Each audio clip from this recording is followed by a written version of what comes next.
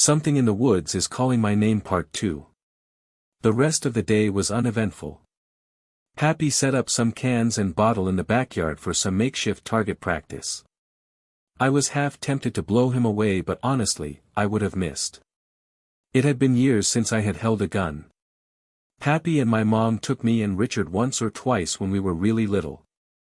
She would make us wear earmuffs and stand about 10 feet away while she and Pappy searched a clearing for a decent shot. When she wasn't looking, Pappy snuck us a sip of his lukewarm beer and taught us how to hold a rifle.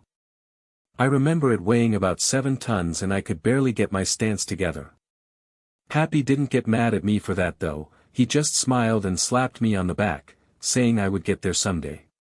Today it was still heavy, but I shifted and postured my shoulders just right as I aimed down the barrel at the bottle of Rolling Rock about 8 yards away from me.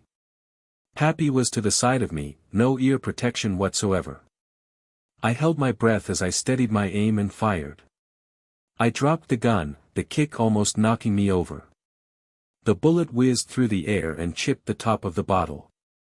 It wobbled slightly, but it remained intact.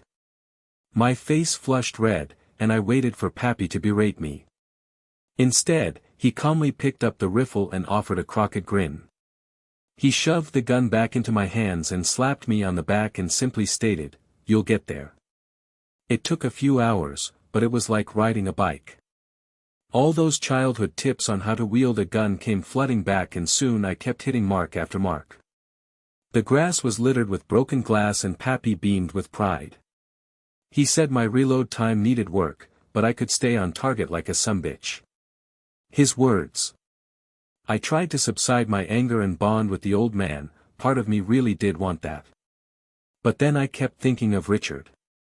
The way his face barely held together as he lay in that coffin. The mortician had clearly done the best he could, but those staples barely held together. The story I had been told was, boating accident. Frankly, it did not sit right with me then either. Pappy had tried to stop him, I did believe that. But it was him who filled his head with stories, it was him who taught Rich to hunt to begin with. Like he was teaching me now.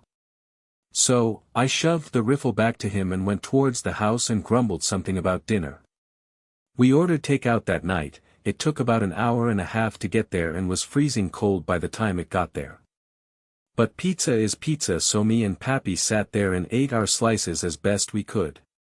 It was like chewing through cardboard at times, but frankly it wasn't bad.